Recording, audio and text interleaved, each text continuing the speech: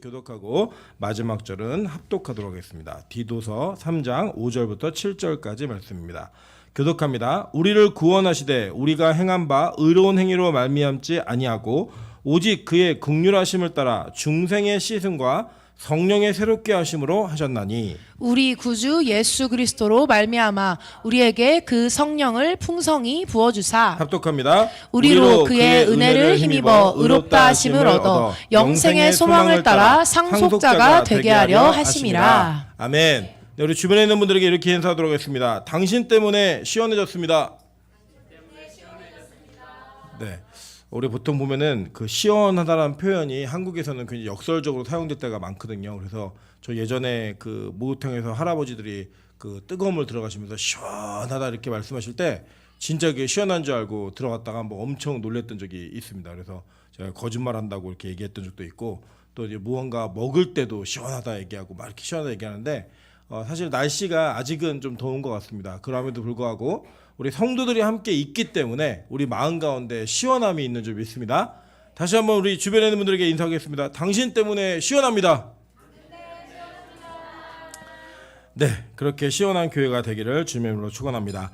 네, 오늘은 교리 성경 강의 시간입니다. 우리 삼위 성령 하나님에 대해서 계속 배우고 있습니다. 우리 지난 시간에는 이 성령의 부르심이 어떻게 우리에게 유효하게 나타나는가에 대한 부분들을 같이 나누었습니다. 그 얘기는 무엇이냐면 간단하게 요약하면 성령의 부르심은 반드시 우리들에게 유효함으로 적용된다는 거예요. 즉 그 부르심은 거부할 수 있다 없다. 거부할 수 없다입니다. 그래서 그 거부할 수 없는 부르심이 우리에게 일어나면 어떤 일이 벌어지는가? 그 부르심 속에서 우리는 반드시 그 수반되어지는 은혜를 누리게 되는데 그게 뭐냐면 바로 중생입니다. 중생이라고 얘기하면 무슨 의미냐면 다시 태어나다, 새롭게 되어지다, 새롭게 창조되다 뭐 이런 여러 가지 의미들이 있습니다. 이 성경 속에서 이 중생이 가지고 있는 성령의 사역 속에 이 중생이 무슨 의미가 있는가 이것을 오늘 본문을 통해서도 그리고 이 나머지 성경 구절을 통해서도 함께 살펴보는 그런 시간을 갖도록 하겠습니다. 먼저 오늘 본문에 보시면 이렇게 이야기합니다. 우리를 구원하시되 우리가 행한 바 의로운 행위로 말미암지 아니하고 오직 그의 긍휼하심을 따라 중생의 씻음과 이렇게 얘기했어요. 그죠? 그 다음에 뭐예요? 성령의 새롭게 하심으로 하셨나니 라고 얘기하면서 우리를 구원하는 그것은 하나님께서 우리의 의로움 때문에 우리를 구원하시는 게 아니라 중생의 씻음과 성령의 새롭게 하심으로 그렇게 만드신다는 거예요. 그래서 그 성령의 새롭게 하심을 우리에게 풍성히 부어주셨다라고 이야기를 합니다. 자, 그렇다면 이 다시 태어나는 것, 중생이라고 하는 이 의미가 성경에서는 뭐라고 계속 표현하고 있으며 그 뜻이 무엇인지를 다시 한번 우리가 좀 봐야 될 필요가 있다라고 생각합니다. 먼저 이게 성경 내용 좀 보도록 할게요. 요한복음 1장 12절부터 13절입니다. 자, 영접하는 자, 곧 그 이름을 믿는 자들에게는 하나님의 자녀가 되는 권세를 주셨으니 이는 혈통으로나 육정으로나 사람의 뜻으로 나지 아니하고 오직 하나님께로부터 난 자들이니라 라고 얘기합니다. 그죠? 이 난다라고 하는 이 내용이 있는데 뭐 이거 오늘 요한복음 1장 12절부터 13절은 우리가 뭐 많이 암송하는 구절입니다. 많이 암송하는 구절인데 그 내용 속을 보면 뭐라고 얘기하냐면 영접하는 자는 곧 그 이름을 믿는 자라는 거예요. 그 이름이 뭐죠? 예수라는 이름을 믿는 자예요. 그 이 믿는 자들에게는 어떤 권세를 주셨냐면 하나님의 자녀가 되는 권세를 주셨다라고 이야기합니다. 즉 이 믿음은 우리에게 어떤 권세를 부여하게 되냐면 하나님의 자녀가 되는 권세를 주었다라는 거예요. 자, 그런데 이 자녀가 되는 권세가 어떻게 왔느냐라고 봤더니 혈통으로나 육적으로나 사람의 뜻으로 나지 아니하고 오직 하나님께로부터 난 자들이니라 라고 얘기하면서 진짜로 나왔다라고 얘기하는 거예요. 여러분 이제 가끔 우리 그런 얘기 많이 하잖아요. 우리 대한민국 사회에 뭐 다이아몬드 수저다, 금 수저다, 은 수저다, 흙 수저다 뭐 이런 얘기 굉장히 많이 하면서 자신의 출생이 자기의 가지고 있는 신분과 향후의 모든 문제의 미래성을 결정한다라는 의미로서 이걸 사용합니다. 이런 내용들을. 자, 그런 의미에서 우리가 그걸 뭘 얘기하는 거냐면 내가 가지고 있는 모든 권한과 내가 누릴 수 있는 사회적인 위치, 지위 모든 것들은 내가 부모가 누구이고 어떤 가정에서 태어났는가로 결정된다라고 얘기하는 거예요. 이 세상 사람들이. 그런데 오늘 성경은 우리에게 뭐라고 가르치고 있냐면 우리가 예수를 믿고 영접을 하면 우리가 뭐의 자녀가 된다는 거예요? 하나님의 자녀가 된다라는 거예요. 그럼 여러분 하나님은 어떤 분이셨어요? 우리가 여지껏 봤던 분으로선 전능하고 우주의 창조주이시고 모든 만물의 주인인 분 아니에요. 그분의 자녀가 된다라는 거예요. 자, 그래서 교회 안에서는요. 나는 흙수저야, 나는 금수저야 이런 얘기 할 필요가 있다 없다? 없는 거예요. 왜요? 우리 모두가 다 누구의 자녀예요? 하나님의 자녀예요. 우리 옆에 있는 분들에게 이렇게 인사하겠습니다. 당신이 다이아몬드 수저인 걸 이제 알겠습니다. 여러분 그런 거 느끼지 않으세요? 우리가 흔히 사회 속에서 좀 유명한 사람만 알아도 여러분에게 필요한 사람만 알아도 여러분 얼마나 그 은혜가 되시겠어요? 저기 그저께군요. 어저께입니다. 어저께 저희 아버님께서 쓸개를 떼내시는 수술을 하셨어요. 그래서 그 수술하셔갖고 제가 거기 갔다 오느냐고 좀 이렇게 교회 좀 늦게 도착했는데 저희 아버님이 그 문제가 있다라는 걸 딱 알고 나서 굉장히 많이 낙심도 하셨지만 동시에 안심을 하셨습니다. 왜 안심을 하셨냐면 저희 하늘문 기도원에 계신 집사님이 그 아주대학병원 간 전문이래요. 간 이식 전문이고 거기에서 굉장히 영향력 있는 역할을 하시는 분이에요. 근데 아는 분이잖아요.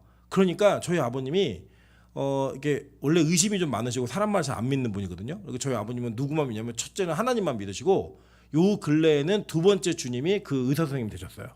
집사님 말하는 거 다 믿으시는 거예요. 저희가 막 얘기해도 항상 불안해하시는데 그 집사님이 괜찮습니다라고 얘기 한마디 하시면 믿는 거예요. 왜 믿냐면 그 간 전문이잖아요. 아는 사람이잖아요. 그러니까 이 병원에 들어가서 수술하는 모든 과정과 모든 일들이 신뢰가 가는 거예요. 신뢰가 모르는 사람이 아니라 알기 때문에. 여러분 사람이요 몸이 아픈데 병원에 아는 의사 한 사람만 있어도 그 마음에 평안함이 오더라는 거예요. 그래서 수술하고 나오셨는데 저희 아버님께서 그러시는 거예요. 자기는 이제 쓸개 빠진 사람이래요. 그래갖고 이제 앞으로 자기 인생을 새롭게 살 거래요. 쓸개 빠진 사람처럼 살고 막 마음에 걸리는 거 없이 그렇게 살 거라고 막 얘기하시면서 아무개 집사가 수술을 했으니까 잘했겠지 그러시면서 굉장히 안도하시는 거예요. 여러분 잘 보세요. 우리가 우리 상황 속에서 문제가 생겼을 때 그 문제 속에 그거를 이 땅에서 해결해 줄 수 있는 사람을 안다는 거 하나만으로도 우리 되게 안심합니다. 저희 그 친가 쪽에 그 사촌 동생들 사촌 그 제부 이런 사람들이 다 그 누구냐면 처남들 이런 사람들이 누구냐면 이제 법 쪽에 있는 사람들이 많아요. 판사도 많고 변호사 많고 그래요. 집안에 어떤 집안끼리 무슨 문제가 걸렸어요. 그 가문의 그 선산 때문에 걸렸는데 아무도 걱정 안 해요. 집안에 우리 변호사 있다는 거예요. 집안에 판사 있다는 거예요. 걱정 안 해요. 여러분 이 땅에서 우리가 이 땅을 살면서도 어떤 문제가 딱 걸리면 그 걸리는 문제로 인해서 해결해 줄 수 있는 그 단초가 될 만한 것들을 제공할 수 있는 사람을 알잖아요. 그 여러분 안에 안심이 돼요, 안 돼요? 100% 된다는 거예요. 100%. 여러분 그게 우리 인간인 겁니다. 근데 하나님이 우리가 그 예수의 이름을 믿고 그분을 영접하면 누구의 자녀가 되는 권세를 주셨대요? 하나님의 자녀가 되는 권세를 주셨다라고 얘기하는 거예요. 여러분 이게 얼마나 큰 특권인지 아십니까? 이게 바로 중생에 대한 표현 속에 성경에서 우리에게 이거를 알려주는 거예요. 여러분 이 구절을 너무나 많이 들으셨고 알지만 이거를 체감하는 것과 아는 건 정말 다른 겁니다.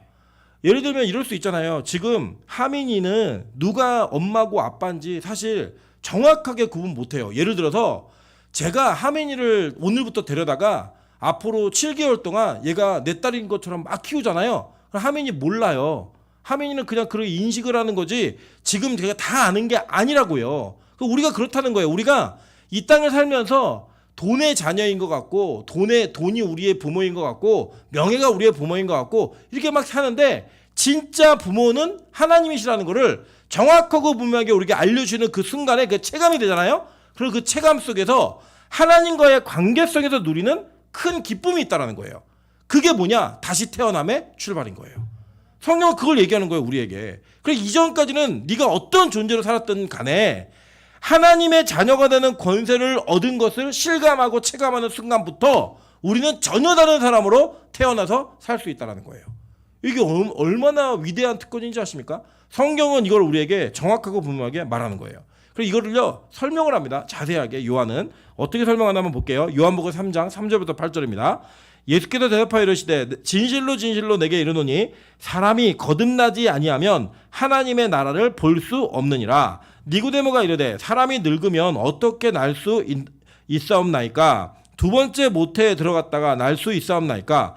예수께서 대답하시되 진실로 진실로 내게 이르노니 사람이 물과 성령으로 나지 아니하면 하나님 나라에 들어갈 수가 없느니라. 육으로 난 것은 육이요 영으로 난 것은 영이니 내가 내게 거듭나야 하겠다 하는 말을 놀랍게 여기지 말라. 바람이 임의로 불매 내가 그 소리는 들어도 어디로 와서 어디로 가는지 알지 못하나니 성령으로 난 사람도 다 그러하니라 라고 이야기해요. 자, 예수님께서 니고데모와 대화를 나누시면서 그 대화 속에 이렇게 얘기하세요. 야, 사람이 거듭나지 않으면 하나님의 나라를 볼 수가 없어 라고 얘기했더니 니고데모는 이 거듭남이 중생이에요. 이 중생을 어떻게 이해했냐면 아니 그러면 다 큰 사람이 엄마 뱃속에 다시 들어가서 다시 태어날 수 있습니까? 라는 멍청한 질문을 해요. 그죠? 이게 이해를 못하니까. 왜요? 이거 경험해 본 적이 없는 거예요. 니고데모는. 그러니까 다시 태어난다는 개념이 무슨 개념인지를 정확히 이해하지 못하는 거예요. 그러니까 예수님이 이걸 정확히 풀어주시죠. 사람이 물과 성령으로 나지 아니하면 하나님의 나라에 들어갈 수 없느니라 라고 얘기하는 거예요. 자, 그러니까 이런 겁니다. 인간은 이 땅에 살 때 태어나서 육신이 태어나서 사는 거는 누구나 똑같이 살아요. 믿는 자나 믿지 않는 자나. 근데 그렇게 믿지 않는 자나 믿는 자나 살아가는 삶 속에 물과 성령으로 다시 태어나는 걸 경험하는 사람을 중생한 사람이라고 얘기하는 거고, 그렇게 태어나지 않는 것을 중생하지 못한 자라고 얘기하는 거예요. 구분 짓는 거예요. 자, 이거는 되게 중요한 사실입니다. 자, 여러분 우리 가끔 그럴 때 있잖아요. 인생에 좋은 시기도 있지만 안 좋은 시기도 있고 내가 무언가를 성공하고 잘하는 경우도 있지만 못하고 실패하는 경우도 있습니다. 그때 어떤 생각이 드냐면 우리가 내가 다시 태어났으면 좋겠다라는 생각을 할 때가 있으세요 없으세요? 해본 적이 있으세요 없으세요? 있죠. 저도 있거든요. 저도 진짜 하나님의 고난으로 막 밀어 넣으셨을 때 너무 힘드니까 그게 정말 다시 태어났으면 뭐가 생각나냐면 그 매트릭스 아시죠? 영화. 거기서 보면 이제 다 이게 환상이잖아요. 이게 다 가상세계잖아요. 모든 삶이. 그래서 무언가 딱 깨어났을 때 전혀 다른 세계에서 내가 다른 삶을 다시 시작할 수 있다면 이라는 그 말도 안 되는 가상의 현실이 나에게 실제였으면 좋겠다라는 그 생각을 진짜 많이 했어요. 야, 이거 내가 다시 한번 기회가 있다면, 오늘 자고 일어났는데 어제로 돌아가고 그대로 돌아가서 다시 선택의 기회가 있다면 내가 이렇게 안 했을 텐데, 이 선택은 안 했을 텐데, 이거 진짜 많이 했단 말이에요. 그건 뭐냐면 이 땅에 내가 선택하고 살아온 삶의 후회가 그게 나라면 내가 다시 태어났으면 하는 생각을 그냥 일반적 삶 속에서 한다는 거예요. 그냥 일반적 삶 속에서. 그런데 하나님은 이것을 그냥 가상으로 얘기하시는 게 아니라 실제로 얘기하시는 거예요. 어떻게 실제로 얘기하는 건가? 자, 그러면 우리가 어떤 잘못을 저질렀어요. 뭔가 죄악을 저지른 거나 실수한 선택이 있고 잘못된 선택이 있어요. 그리고 이거 되돌릴 수 있어요 없어요? 안 돼요. 이거 안 된다고요. 이 땅에서 어떤 수단과 방법을 쓴다 하더라도 안 됩니다. 절대로. 그래서 이것이 안 되는데 하나님은 이걸 해주시겠다는 거예요. 그게 뭐냐? 물과 성령으로 거듭나면 네 옛사람을 다 지워주고 새 사람으로 인정해주겠다는 거예요. 그게 새롭게 태어남이에요. 가끔 우리 영화에서 보면 어떤 범죄자들이나 잘못된 사람들이 어떤 나라에서 부여한 임무를 잘 수행해내면 다 지워주고 새 사람으로 해줄게. 지금 러시아도 그렇게 전쟁하는 거 아니에요. 막 뭐라 그러죠? 범죄자들 데려다가 너네 전쟁 잘 성과 거두고 오면 신분 깨끗하게 지워줄게. 다시 태어나게 해줄게. 이걸 제시하는 거잖아요. 이런 똑같은 거예요. 성령으로 말미암아 예수 그리스도를 너의 구주로 인정하고 믿으면 너에게 다시 태어남을 주겠다는 거예요. 그러면 다시 태어난 자는 이전의 것들에 대해서 후회할 필요가 있어요 없어요? 없는 거예요. 여러분 세상에서는 기대하지 마세요. 여러분 세상에서는요, 우리 부부싸움을 할 때도 우리 정말 섭섭하면 옛날에 있었던 정말 기억도 나지 않는 일들 갖고 싸우고요. 정말 부모 자식 간에도요, 부모님이 불리하면 옛날에 우리가 못했던 거 어렸을 때 항상 꺼내세요. 저희 어머니도 그러세요. 항상 막 싸우다가 말문이 막히시면 저 어렸을 때 명백한 저의 잘못, 절대 부인할 수 없는 잘못. 이런 거 꺼내갖고 말문을 막게 하고 다 있어요. 누구나 다. 이 세상은요. 부모 자식 간에도 모든 일들이 사람의 잘못을 100% 잊어주는 건 없습니다. 그걸 기대하지 마세요. 그냥 우리 그러고 사는 거예요. 그런데 그 잘못이 가장 중요한 하나님의 나라의 재판장의 재판 속에 기록되지 않고 지워주고 없는 척했다? 이거 대단한 일이잖아요. 하나님 그거 해주시겠다는 거예요. 그게 바로 중생의 출발이에요. 그래야지만 하나님 나라에 들어갈 수 있는 자들이기도 하고요. 우리가 여러분 진짜 우리 안 변하는 존재들이잖아요. 안 변하잖아요. 그리고 오죽하면 누가 은혜 받았다. 아유 걔 얼마 못 가. 뭐 누가 변했다. 아유 그냥 그 잠깐 그러는 거야. 우리 보통 그러잖아요. 보통 우리 사역자들 그러거든요. 수련의 그 유효 기간은 길어야 2주래요. 2주. 그러니까 애들 데리고 청년 데리고 어디 수련 갔다 오면 2주 동안 예배 분위기가 막 좋아진대요. 2주 지나면 다시 원래도 돌아간대요. 그게 우리 유효 기간이에요. 유효 기간. 그래서 여러분 우리는 매일 수련합니다. 매일 수련회.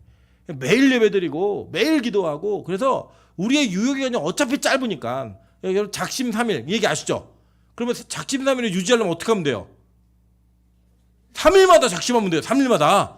예. 근데 우리가 죄를 짓는 건 어떻게 지어요? 매일 짓고 계속 짓고 항상 짓잖아요. 그러니까 어떻게 해야 돼요? 우리가 매일 예배드리고 매일 회개하고 매일 기도하는 거예요. 그렇게 해서 우리가 가지고 있는 우리의 부정된 모습들을 새롭게 태어나는 모습으로 바꿔가야 된다는 거예요. 그 이게 뭐냐? 물과 성령으로 거듭나는 거예요. 그러니까 이게 거듭나지 않은 사람은요. 아예 몰라요. 그러니까 이런 영적 세계가 있다? 이런 영혼의 그런 어떤 하나님의 세계가 있다? 이런 걸 아예 몰라요. 그러니까 세상에서 영혼의 만족을 누리지 못해도 그냥 꾸역꾸역 살아가는 거예요. 그냥 삶이 그런 거야. 뭐 삶이 이렇게 어렵고 힘든 거야. 뭐 뭘 기대하고 살아. 그런 거 없어. 이러면서 계속 사는 거예요. 근데요. 이 영적인 은혜를 맛보고 이 영적인 기쁨을 맛보잖아요. 이거 아니면 못 살겠는 거예요.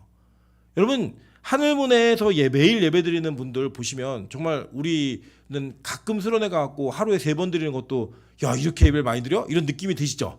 근데 거기는 그게 쉬지 않고 매일이에요. 근데 그 매일이 왜 가능한지 아세요? 그분들이 어떤 한 순간 하나님의 은혜로 말미암아 새롭게 태어나는 경험을 한 거예요. 예배를 통해서. 그러니까 그 새롭게 태어나는 경험이 지금의 내 이 땅의 삶보다 더 가치 있는 거예요. 그 어떤 걸 포기하더라도 이거를 지키며 사는 게 행복하다는 걸 느낀 거예요. 그게 뭐예요? 하나님 나라를 본 거예요. 여러분 하나님 나라는요. 죽어서만 보는 게 아닙니다. 하나님의 나라는 이 땅에서도 보는 거예요. 미리 경험하는 거예요. 예를 들면 여러분 제가 항상 듣는 예화지만 여러분 로또가 당첨이 되면 토요일 날 발표가 되잖아요. 그 돈이 언제 들어와요?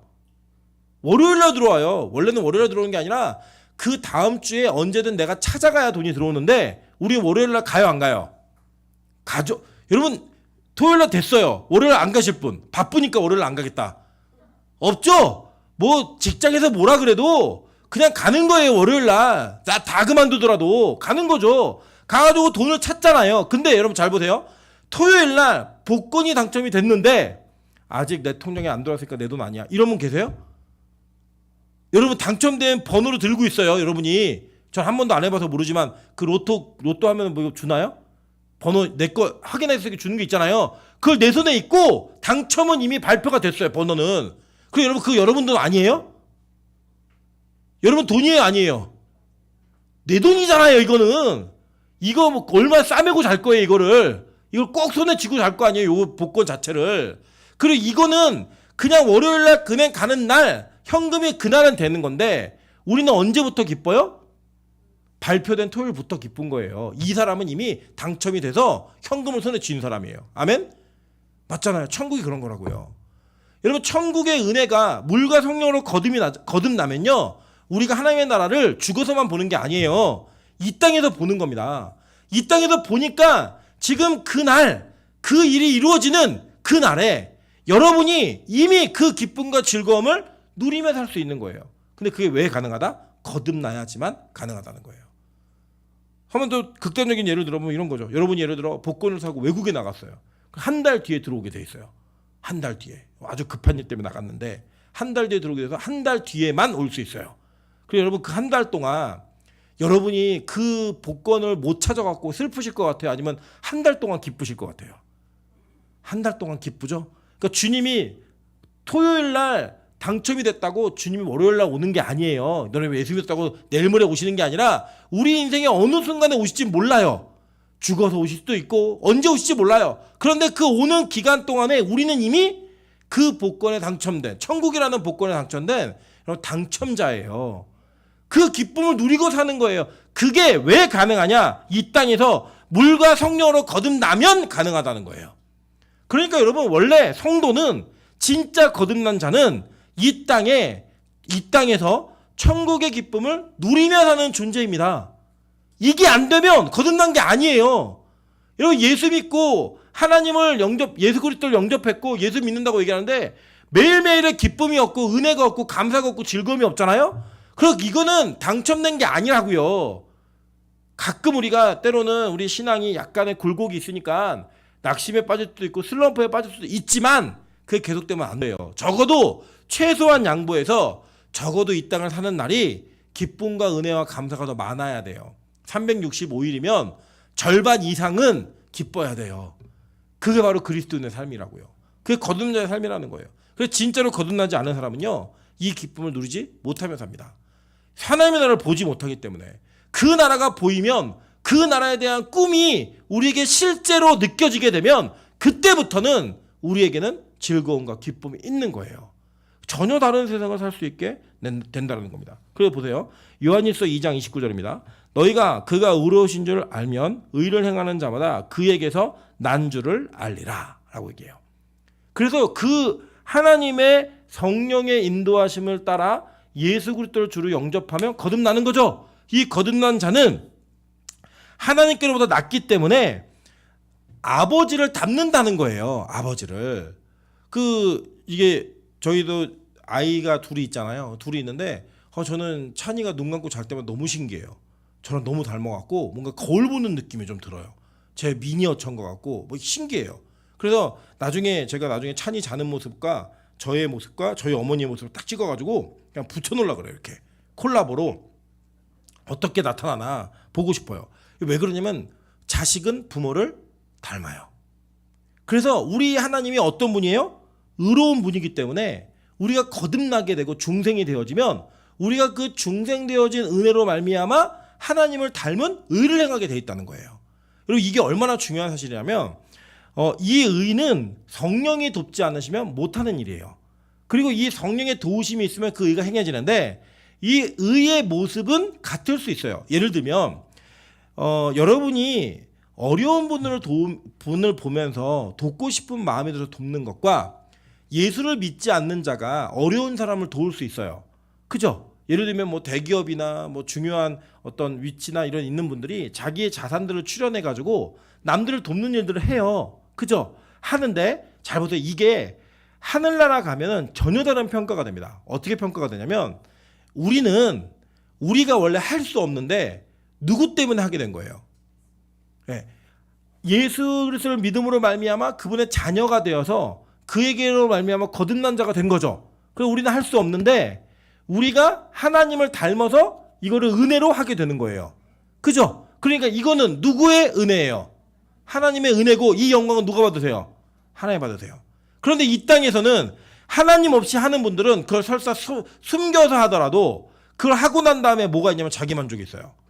내가 이렇게 기부했고 내가 이렇게 도왔고 이렇게 선행을 베풀었기 때문에 나는 괜찮은 사람이야. 나는 대단한 사람이야 라고 하는 그 자기 만족이 있을까요 없을까요? 있어요. 이게 이름을 내지 않더라도 있다고요. 이름을 내지 않는 것조차도 자기 만족인 거예요. 그래서 이 만족은 누구의 의를 세우게 돼 있어요? 자기의 의를 세우는 거예요. 이건 하나님 닮아서 한 게 아니에요. 하나님으로부터 거듭났기 때문에 한 행위가 아니에요. 그래서 그의 행위는 나중에 하나님의 의로만 들어가는 하나님의 나라에 이게 독이 돼요? 아니면 도움이 돼요? 독이 되는 거예요.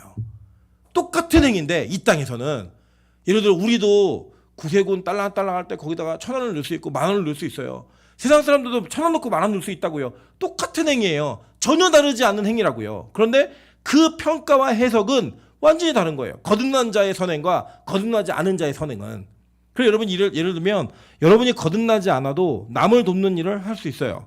그리고 그것은 뭐 나쁜 일이라고 얘기할 수는 없어요. 이 땅에서는. 그런데 하나님 나라 가면 그거 다 나쁜 일이에요. 반면에 여러분이 진짜 중생했는가 중생하지 않았는가를 체크할 수 있는 한 가지의 방법이기도 해요. 여러분이 무언가 예수의 이름으로 섬기고 예수의 이름으로 베풀고 예수의 이름으로 나눈 것에 대한 내 만족과 내 의가 있다? 그게 뭐예요? 그게 율법주의고 그게 바리새주의고 그게 죄라고요. 성경은 그걸 얘기하는 거예요, 우리에게. 그래서 예수님은 우리에게 뭘 가르치셨냐면 오른손이 한 일을 왼손이 모르게 하라 해요. 왜 그러냐면 오른손이 한 일을 왼손조차 모르게 자기도 잊어버리는 거예요. 네가 한 거 아니니까 너의 의가 아니니까 다 잊어버리는 거예요. 다. 우리는 뭐 때문에 가능한 거다? 닮았기 때문에 그냥 가능한 거예요. 여러분 저는 고집이 되게 셉니다. 고집이 되게 세고 막 남한테 좀 지는 거 되게 싫어하고 막 이래요. 승부욕도 강하고. 그런데 이게 어디로부터 왔냐면 저희 어머니로부터 온 거예요. 저희 가문에 온 거예요. 가문에. 제가 노력해서 그랬을까요? 아니에요. 저는 오히려 이걸 빼는 걸 노력했지 이걸 세우는 걸 노력하지 않았어요. 왜냐? 그냥 자연스럽게 되는 거예요. 닮았으니까. 났으니까. 그게 바로 하나님을 닮은 자들이 이 땅에서 의를 행할 수 있는 이유와 목적이 되는 거예요. 이해되세요? 무슨 말인지?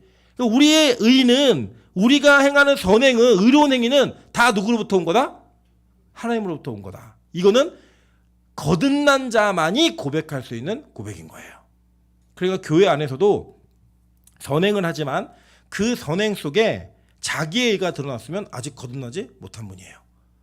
그 선행을 하고도 그 어떤 것도 자기의 영광이 되지 않으면 그분은 거듭난 분인 거예요. 그거 갖고 체크하는 겁니다. 이게 얼마나 정밀하게 체크가 되는지 우리 한번 보시면 돼요. 자, 보세요. 요한일서 3장 9절입니다. 자, 다 같이 읽겠습니다. 시작. 하나니 이는 하나님의 씨가 그의 속에 거함이요 그도 범죄하지 못하는 것은 하나님께로부터 났음이라. 아멘. 자, 여기 어렵죠, 그죠? 하나님께로부터 난 자마다 뭐 하지 않는데요? 죄를 짓지 않는데요. 우리 어떻게 해요? 지금 큰일 났죠. 에이, 큰일 났어요. 죄를 짓고 있어서. 근데 이는 하나님의 씨가 그의 속에 거함이요 그도 범죄하지 못하는 것은 하나님께로부터 났음이라라고 이야기합니다. 자, 그러니까 하나님께로부터 난 자에게는 범죄함이 있을 수 없다라는 거예요. 그럼 이거 보세요. 우리가 예를 들어 이러면 참 좋겠죠. 여러분이 다 죄를 질 때마다 예를 들어 권사님들이 막 몇 분이 모이셔갖고 막 남 욕을 하는 거예요. 누군가를 막 욕할 때 갑자기 주님이 거기 나타나셔서 그만, 딱 얘기하면 얼마나 좋아요. 그죠? 죄 안 지을 수 있잖아요. 우리 형제들이 막 야동을 보려고 키는 순간 주님이 컴퓨터를 탁 끄시면서 그만 하시면 얼마나 좋아요. 막 나타나셔가지고 핸드폰으로 막 쓸데없는 거 보는 그 순간에 갑자기 영상에 주님이 나타나셔서 할렐루야 그러니까 하는 순간 우리 죄를 안 질 수 있잖아요. 근데 우리 주님이 그렇게 우리 죄를 막으시던가요? 아니죠. 우리가 막 야동을 2시간 3시간 볼 때까지 주님은 안 나타나세요. 막 남의 험담을 4시간 5시간 뭐 할 때까지 주님은 안 나타나세요. 그게 안 나타나시죠. 그럼 이걸 막는 거는 어떻게 막으시면 우리의 양심과 마음속에 자꾸 어려움을 느끼게 하신 거예요. 어려움을. 심지어는 그것도 안 되면 하나님이 그 죄를 짓지 못하도록 상황 속에 깨달을 수 있는 하나님의 맴매가 있어요. 맴매가 따끔하게 맞는 매가 있어요. 매가. 여러분 근데 이것도요. 자, 지혜롭게 보셔야 돼요. 제가 재밌는 송기호 집사의 재밌는 고백을 들었어요. 잘 간증한 거니까 자기가 하나님께 매를 탁 맞았는데 그 매를 맞고 난 다음에 그거를 고백을 하는데 그 고백 속에 보이는 반응이 다르더라는 거예요. 사람들이. 뭐가 달랐냐 물어봤더니 자기가 이 고백을 딱 하고 나니까 어떤 사람들은 질문을 어떻게 하냐면 왜? 뭐 하다가? 얼마? 이게 질문이라는 거예요. 그런데 이 영적으로 깨어있는 분들의 질문이 뭐였냐면 그 맞고 난 다음에 그 고백한 다음에 반응이 뭐였냐면 그래 잘됐다. 하나님이 너 세우시려 그래. 너 살리려 그래. 이거로 끝나더라는 거예요. 그러니까 이 두 가지가 뭐가 다르냐면 우리가 죄를 지을 때 성령께서 우리를 막으시거든요. 막으시고 그 가책을 느끼게 하시고 때로는 환경을 통해서 우리의 죄됨을 깨닫게 하세요. 스스로. 그런데 우리가 아직 거듭나지 못한 자들은 하나님이 나를 죄를 짓지 않는 자리로 이끌어 가시는 그 사건에 집중하는 게 아니라 그 상황 속에서 무슨 일이 벌어졌는가를 집중하는 거예요. 이건 뭐냐? 이 자체가 호기심인 거예요. 그건 뭐예요? 아직 우리가 하나님의 일하심을 잘 모르는 거예요. 무슨 말인지 이해되시죠? 예를 들어 이런 거죠. 용성이가 하나님께 한번 맞았대. 이런 얘기를 딱 들으면 아우 잘됐다. 하나님 용성이 사랑하시는구나. 이걸로 끝나야 돼요. 근데 뭐 어떻게 맞았는데? 뭘 하다 맞았대? 얼마에 맞았대? 뭐 때문에 맞았대? 몇 날 며칠 몇 시에 맞았대? 이건 뭐예요? 그게 자꾸 화제가 되는 건 우리 안에 뭐가 있는 거냐면 그 사람이 얼마를 잃었는가, 어떻게 맞았는가, 요거에만 집중돼 있는 거예요. 그건 뭐다? 그냥 화제거리로 만들고 싶은 거예요. 그러면 이게 이런 분위기가 되면 어떤 일이 벌어지냐면요, 누군가 이렇게 하는 거예요. 제가 오늘 주님께 맞았습니다 라고 고백하면 여러분은 그때부터 설교 집중이 안 되는 거예요. 뭐에 맞았지? 목사가 뭐라서 맞았을까? 이런 고민. 그리고 그게 내가 알았는데 목사님 교통사고 났대. 그럼 막 그게 그냥 교통사고가 화제가 되는 거예요. 그 이게 뭐예요? 하나님의 일하심을 못 보는 무지함인 거죠. 무지함. 이건 뭐로 가야 되느냐? 하나님이 여러분의 자녀가 뭔가를 잘못하고 그 잘못하는 걸 수정하게 되면 우리는 그 자녀의 수정하는 과정에 집중하는 거지 그 사건에 집중하지 않습니다. 그 사건에 집중하는 건 남이니까 하는 거예요. 남이니까. 부모는 그 아이가 성장하는 걸 원하는 거지 그 아이의 특정한 부분을 고치기 위해 부모가 존재하는 건 아니에요. 그렇잖아요. 아니 부모도 완전하지 않은데 어떻게 부모가 불완전한 아이를 완전하게 만들어요? 그런 일은 없어요. 이 땅에. 부모조차 완전하지 못한 존재인데. 근데 그것이 자꾸 가십거리로 끝나게 되면요, 그건 뭐가 되는 거냐면 그 사람을 정죄하고 그 상처를 또 한 번 해집기 위한 목적이 되는 거예요. 하면 안 돼요. 절대로. 그냥 맞았어? 잘 됐네. 하나님 사랑하시네. 하나님이 너를 포기하지 않으셨네. 이걸로 더 성장하면 돼. 그 끝이에요. 그냥. 근데 우리 그게 아니잖아요. 뭐 때문에? 뭐 하다가? 이게 뭐냐? 바로 우리가 가지고 있는 죄성이에요. 여러분, 죄를 짓지 않는다는 건 뭐냐면 하나님이 우리를 막으시는데 그 막는 과정 속에 우리를 미래에 완성하실 모습으로 이야기하는 거지 지금 현재 모습은 아니에요. 이게. 여러분, 우리 죄 져요? 안 져요? 안 져요? 지잖아요. 죄를. 매번 지시잖아요. 근데 그 죄 짓는 여러분의 모습을 하나님이 이전과 지금과 다르게 하시죠. 예를 들면 이런 거잖아요. 예를 들어 여러분 예전에 목요일 날 예배 드리고 안 드리고 때문에 여러분 마음에 갇히게 있었어요? 없었어요? 전혀 없었죠. 목요일 날 교회 안 와도 전혀 불편함이 없고 공예배 빠져도 불편함이 없고 내가 그냥 바쁜 일이 있으면 언제든지 제낄 수 있는 게 예배였다고요. 근데 지금은 그래 안 그래요? 뭔가 찜찜해요. 예, 뭔가 예배 빼먹으면 찜찜하고 안 오면 안 될 것 같은 분위기가 막 내 안에 막 있고 막 어려워요. 마음이. 그게 뭐예요? 이전과 다르게 여러분을 죄짓지 않도록 하나님이 만들어가고 계신 중인 거예요. 예. 그게 계속 바뀔 거예요. 계속. 언제까지? 주님 오시는 그날까지. 언제 완성되느냐? 주님 오시는 그날에 완성이 돼요. 그 과정 속에 이루어지는 이제 앞으로 우리가 삼위일체의 성령 하나님 배우면서 뭐 성화라든지 이런 거 다 배울 텐데 그 배우는 과정 속에 다 일하시는 성령님의 역할이에요. 이게. 성령께서 우리 안에 임재하시고 역사하심으로 말미암아 있는 일인 거예요. 예전에 여러분 예수 안 믿을 때는요, 죄를 짓고 우리가 막 야동을 보고 막 남을 험담하고 이래도 전혀 우리 안에 가책이 없었다고요. 다 그럴 수 있는 거야. 누구나 다 그러는 거야. 근데 지금은 그게 돼요? 안 돼요? 안 되잖아요. 가책이 들고 이렇게 하면 안 되는 건데 하고 나서도 내가 왜 그랬지? 이런 후회가 된다 안 된다? 되잖아요. 그게 바로 성령께서 여러분 안에 죄를 짓지 않도록 이끌어 가시는 하나님의 지키심과 보호하심이에요. 그 일이 벌어진다는 거예요. 누구에게? 중생에서 다시 태어난 자에게 일이 이루어지는 거예요. 여러분 잘 보세요. 제가 길을 가다가 고등학생 한 명이 담배를 피우고 있으면 뭐라고 할까 안 할까요? 저는 제 성격에 할까 안 할까요? 제가 이제 저희 아파트에서는 그 단지 내에서 흡연하시는 분들은 나이 고하를 막론하고 다 뭐라 합니다. 예, 다 뭐라 하는데 제가 예를 들어 한 명이 있으면 얘기할 것 같아요. 근데 고등학교 10명이 담배 피우면 제가 뭐라 할까 안 할까요? 안 해요. 저는 불의를 보면서 참을 수 있는 은혜가 있습니다. 그래서 쑥 지나가요. 자, 그런데 만약에 그 10명 중에 찬수가 거기 껴있다? 제가 어떻게 할 것 같아요? 예, 저는 그 아이를 가만히 두지 않을 거예요. 예, 그게 부모예요. 이해되시죠? 여러분이 하나님의 자녀가 되면 하나님이 여러분을 그렇게 간섭하신다는 거예요. 남일 때는, 그러니까 하나님의 영역 속에 여러분이 들어와 있지 않을 때는요, 무슨 죄를 짓고 살아도 하나님 절대 간섭 안 하세요. 그런데 하나님의 자녀가 되는 순간 여러분이 죄를 지으면 하나님이 가만히 두세요 안 두세요? 안 두신다고요. 하나님의 손됨이 시작되는 거예요. 그게 바로 자녀가 된 권세 속에 누리는 특권이에요. 네, 특권. 제가 예전에 한번 설교 시간에 말씀드린 적이 있는데 그 친구라는 영화 여러분 보신 적 있죠? 그 뭐 유호성이라는 아이가 이제 그 배우가 거기 극 중에 조직의 보스 아들로 나와요. 네, 걔가 그 올바르게 자라고 있는 그 친구에게 뭐라고 얘기를 하냐면 자기가 한 번은 가출했다가 들어왔는데 자기 주변에 있는 아버지 주변에 있는 모든 삼촌들이 자기한테 한마디도 안 하더라는 거예요. 너 왜 나갔다 왔냐고. 그때 한 명만 나한테 뭐라고 했으면 자기가 이렇게 안 됐다는 거예요.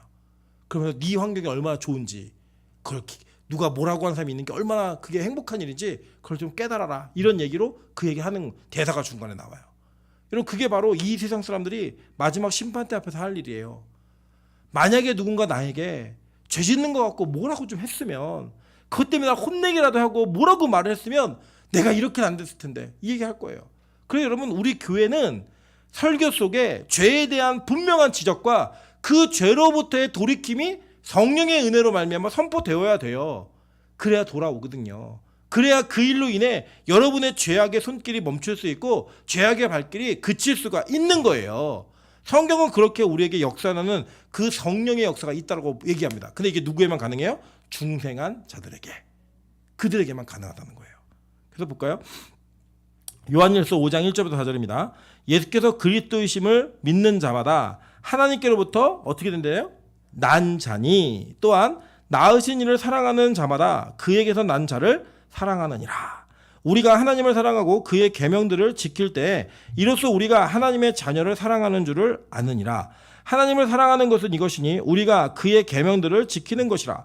그의 계명들은 무거운 것이 아니로다. 무릇 하나님께로부터 난 자마다 세상을 이기느니라. 세상을 이기는 승리는 이것이니 우리의 믿음이니라 라고 얘기합니다. 그래서 이 하나님께로부터 난 자, 이 중생을 믿음과 직접적으로 연결하고 있죠. 그리고 이 믿음은 뭘 가능케 하느냐? 하나님의 계명을 지키는 거래요. 계명을. 하나님 말씀하신 걸 지켜가는 거라는 거예요. 그래서 여러분 예수님께서 이 땅에 오셔서 내가 율법을 폐하러 온 자가 아니라 완성하러 온 자라고 명확하게 말씀하신 이유가 뭐냐면 바로 예수 그리스도를 말미암아 그 은혜가 우리에게 임하며 성령이 우리를 도우셔서 계명들을 지키게 하신다는 거예요. 우리가 이룰 수 없는 계명들을 이루어내게 하신다라는 거예요. 그 중에 예수님께서 구약의 모든 계명을 추각해서 두 개로 나눠주셨죠. 뭐예요? 첫째, 하나님을 사랑하고 둘째, 이웃을 사랑해라. 이거예요. 모든 선지자의 강령이 여기 다 담겨있고 모든 계명의 완성이 이거다라고 얘기하는 겁니다. 그래서 하나님께로부터 난 자마다 세상을 이기고 이 세상에 있는 하나님을 사랑하는 모습으로 살아갈 수 있고 또 교우들을 사랑하게 된다는 거예요. 그렇게 대하는 거예요. 그래서 여러분 제가 가는 곳곳마다 교회의 어떤 모습을 보냐면 어른 교인들이 청년 교인들과 어린 교인들을 혼내고 야단치는 분위기가 다 있어요. 교회 속에. 그리고 그것 때문에 청년들과 어린 교인들은 나이 든 교인들을 싫어하고 피해요.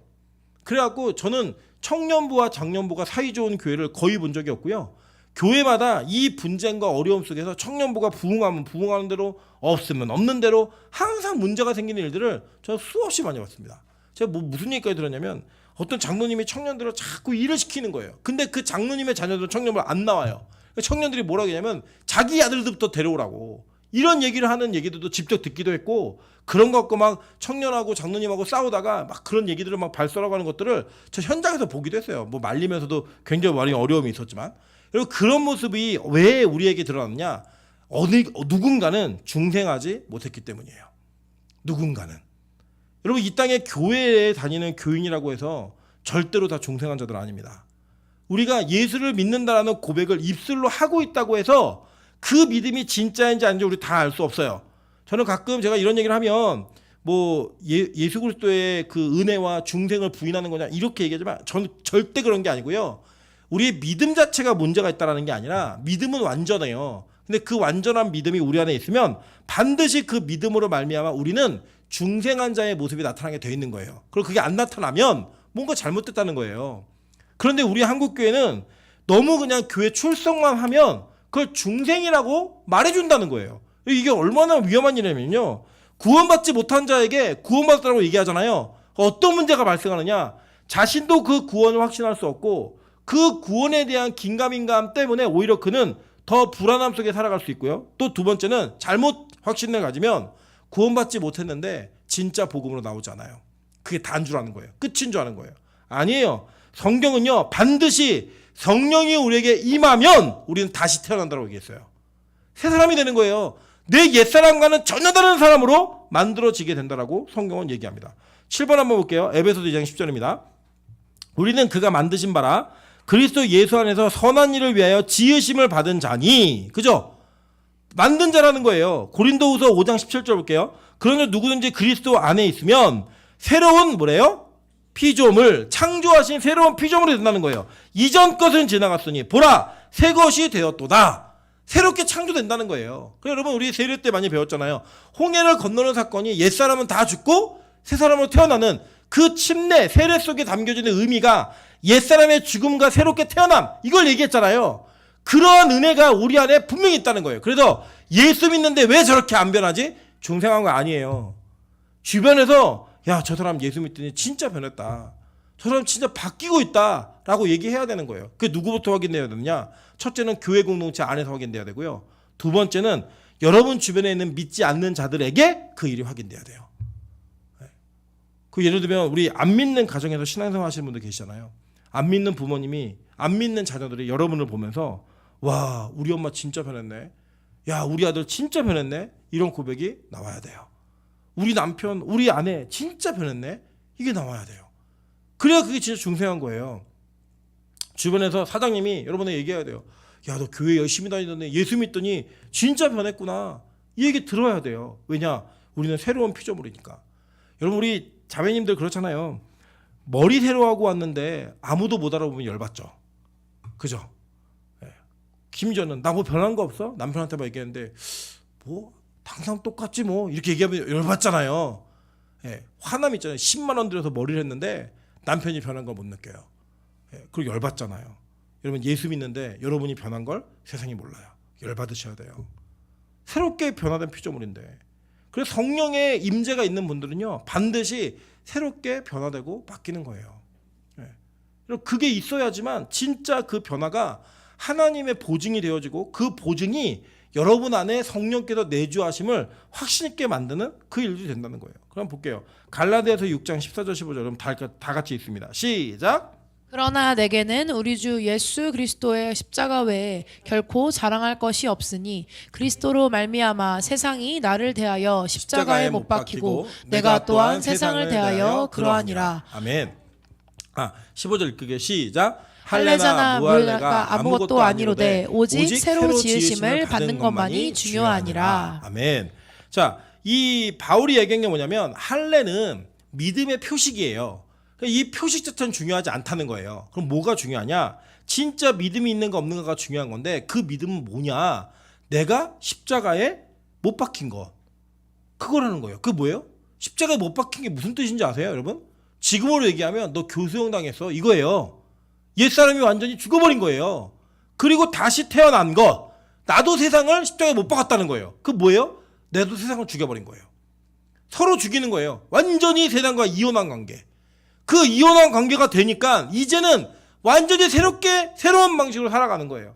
여러분 예전에 세상 살 때 여러분의 외모나 여러분이 가지고 있는 학벌이나 여러분이 가지고 있는 핸디캡 때문에 갖는 열등감이 혹시 있었습니까? 예수 믿으면 그게 사라져야 돼요. 진짜 예수 믿으면 그게 사라져야 된다고요. 없어져야 되는 거예요. 그게 남의 눈치 보고 남의 기준에 맞춰 살고 이렇던 삶을 살았다면 예수 믿고 난 다음에는요 하나님 눈치에는 아무것도 안 보는 거예요. 다 사라져야 돼요. 다. 여러분 그게 바로 그리스도인들의 모습인 거예요. 세상이 그걸 보고 놀란 겁니다. 여러분 원래 그리스도인이라고 얘기하는 게 그 당시에 시작된 말로는요 예수쟁이라는 조롱의 단어였어요. 조롱의 단어. 예. 우리 뭐 욕심쟁이 뭐 이렇게 얘기하는 것처럼 저 예수쟁이들 이 얘기하는 게 그리스도인이었다고요. 왜요? 그들이 볼 때 그들은 이상하게 살았던 거예요. 예수 믿는 자들은 예수쟁이로 살았던 거예요. 자기들끼리 이상한 모임을 갖고 매일매일 모여서 세상이 다 먹고 즐기고 누리는 환락을 어떤 것도 누리지 않고 거절하면 하는 거예요. 옛날에 같이 놀았는데 안 그런 거예요. 이제 그걸 보면서 저 뭐지 쟤네들? 이게 완전 예수쟁이들이야. 예수에 미친 애들이야. 이 얘기를 했다고요. 근데 우리 정작 그 당사자들은 뭐예요? 내가 옛날에 너희들과 같이 놀고 먹고 마시고 즐겼던 나는 죽었어. 나는 끝났어. 나는 새롭게 태어난 사람이야. 이게 나타나는 거예요. 이게. 저희 지금 장모님이 예수를 이제 믿을까 말까 아니면 왔다 갔다 하세요. 그래서 죽었다 살았다 이렇게 하세요. 계속. 그래서 이게 뭔가 은혜가 떨어질 때는 자꾸 세상 친구들을 만나고 싶고, 또 은혜가 막 충만할 때는 세상 친구들과 노는 게 별로 재미가 없고 막 왔다 갔다 하세요. 왜요? 아직 완전히 안 죽어서. 예, 우리 안에 그런 게 있어요, 없어요? 저 특정한 개인 얘기하는 거 아니에요. 우리 안에 그게 있다고요. 옛날 방식대로 사는 게 편해요. 왜 편하나? 내가 그렇게 살아왔기 때문에. 계속 내가 마음대로 내 의지대로 판단하고 내 기준대로 잘라내고 무언가 내 기준대로 주장하고 했던 것들대로 그대로 살아가는 게 너무 편해요. 우린 옛사람에 너무 익숙하니까. 그런데 우리가 새 사람이 되잖아요. 근데 이게 불편해요. 처음에는 되게 불편한데, 그 불편함은 우리의 죄성으로 인해, 죄 습관으로 인해 남아있는 거예요. 여러분, 제가 이렇게 그 등이 항상 이렇게 굽게 이렇게 다니거든요. 그래서 의사들이 저를 만나면 항상 얘기하는 게 뭐냐면 이렇게 피래요. 어깨를 피고 다니래요. 다들 고추 세우고 다 세우래요. 이게 세우는데 그 의사들이 교정을 해줘요. 뭐 이렇게 그 운동 치료사들 이런 분들이 뭐 더 뒤로 하고 뭐 이렇게 턱을 더 넣고 해요. 이게 맞다고. 지금 자세 너무 좋대요. 저는 그게 너무 불편해요. 왜 불편하냐? 죄로 인해 제가 이미 제 몸이 잘못된 그 습관적인 그 체형과 그 이 포즈가 그냥 딱 제 인이 박혀버린 거예요. 우리가 어떻게 살았어요? 죄로 살았잖아요. 그렇게 남 미워하고 시기 질투하고 정죄하고 판단하고 이러면 사니까 그걸 안 하는 게 너무 어색한 거예요. 그걸 안 하려니까 미치겠는 거예요. 분노하고 폭발시켜야 되는데 그걸 참으니까 뭐 죽겠는 거예요. 예. 이것도 빨고 담배도 빨고 술도 빨고 해야 되는데 그걸 못하니까 미치겠는 거예요. 예. 왜요? 내 옛 습관이 남아있으니까. 그걸 완전히 죽이는 걸 해야 되는 거예요. 왜요? 우린 다시 태어났으니까. 다시 태어나면요, 이게 처음엔 다 불편해요. 원래 우리가 있던 자세, 이게 얼마나 지금 저는 되게 불편해요. 저 디스크 환자니까 이 디스크 환자가 원래대로 체형을 갖춘다는 게 정말 쉽지 않아요. 그런데 그거를 해내야 진짜 몸이 바뀌는 거예요. 완전히. 그 기간이 있어요. 적응하는 기간. 그게 필요해요. 여러분 보세요. 주일날 예배 안 드리다가 예배 드리면 행복할까요? 불편할까요? 네, 불편하죠. 목요일날 예배 안 드리다 예배 드리면 행복할까요? 불편할까요? 불편하죠. 예. 하늘무도 처음에 그랬어요. 하늘무도 제가 보면 시험 들면 예배 안 오고 빠지고 원장님 집회 나가시면 다 터지고 막 그랬다가요. 그거 잡는데 10년 걸렸어요. 10년 동안 그랬다고. 나가시면 사람 줄어들고. 지금은 계시건 안 계시건 다 모여서 기도하고 예배하고 하는 일에 최선을 다합니다. 누가 강대상에 서건 전혀 문제가 되지 않는 그런 모습으로 올 때까지 시간이 필요했죠. 여러분, 우리 빛과 소금교회는 이제 사실 솔직히 말씀드리면 매일 예배 드린 지 뭐 2년 조금 지났어요. 예. 할라 그러면 코로나 터지고 할라 그러면 안 되고, 예. 그래서 2년 조금 지났어요. 제가 맞을 거예요. 아마 2년 조금 지난 거예요. 예. 그렇게 지난 시간 동안에 이전에 우리가 살아왔던 그 삶을 바꾸는 게 쉽겠어요? 어렵겠어요? 어렵죠. 근데 이거를 해나가는 거예요. 왜죠? 우리가 새롭게 지으심을 받은 존재니까. 새롭게 고침받은 존재니까. 성령은요, 우리를 이렇게 고치시고 다시 태어나게 하시는 것을 뭐라고 표현하냐면 살리셨다라고 표현합니다. 에베소서 2장 5절입니다. 허물로 죽은 우리를 그리스도와 함께 어떻게 했어요? 살리셨고, 이렇게 얘기해요. 자, 골로새서 2장 12절부터 15절 다 같이 읽습니다. 시작. 너희가 세례로 그리스도와 함께 장사되고 또 죽은 자들 가운데서 그를 일으키신 하나님의 역사를 믿음으로 말미암아 그 안에서 함께 일으키심을 받았느니라. 또 범죄와 육체의 무할례로 죽었던 너희를 하나님이 그와 함께 살리시고 우리의 모든 죄를 사하시고 우리를 거스르고 불리하게 하는 법조문으로 쓴 증서를 지우시고 제하여 버리사 십자가에 못 박으시고 통치자들과 권세자들을 무력하여 드러내어 구경거리로 삼으시고 십자가로 그들을 이기셨느니라. 아멘. 자, 그래서 이 성령의 역사는 어떤 일이냐면 예수 그리스도의 부활과 직접적 연관성이 있어요. 그 이 부활은 우리의 부활과도 연관성이 있는 거예요. 자, 그래서 한번 볼게요. 마지막 13번만 좀 보겠습니다. 로마서 8장 10절부터 17절이에요. 다 같이 읽겠습니다. 시작. 또 그리스도께서 너희 안에 계시면 몸은 죄로 말미암아 죽은 것이나 영은 의로 말미암아 살아있는 것이니라. 예수를 죽은 자 가운데서 살리신 이의 영이 너희 안에 거하시면 그리스도 예수를 죽은 자 가운데서 살리신 이가 너희 안에 거하시는 그의 영으로 말미암아 너의 죽을 몸도 살리시리라. 그러므로 형제들아 우리가 빚진 자로 돼 육체에서 져서 육신대로 살 것이 아니니라.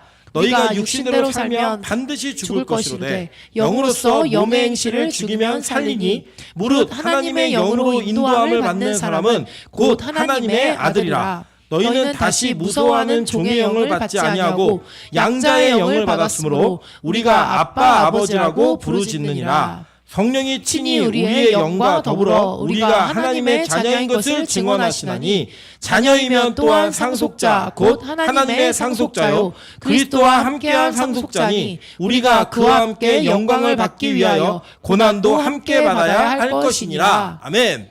자, 성경이 우리에게 뭐라고 말하고 있냐면 이 로마서의 바울의 입술을 통해 성령은 예수를 죽은 자 가운데 살린 영이라는 거예요. 하나님의 영이 성령이잖아요.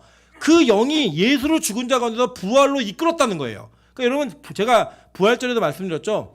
예수님은 부활하신 게 아니라 부활되셨잖아요. 그죠? 이 부활되신 예수님이 자기 스스로 살아나신 게 아니라 성령의 은혜로 말미암아 살게 되었다라고 얘기하는 거예요. 그러니까 삼위일체 하나님의 사역 속에 이 성자와 성령과의 관계가 그런 관계성이 있는 거예요. 그런데 이 살아남이 예수에게만 국한되어서 나타나는 것이 아니라 누구에게도 나타나는 거예요.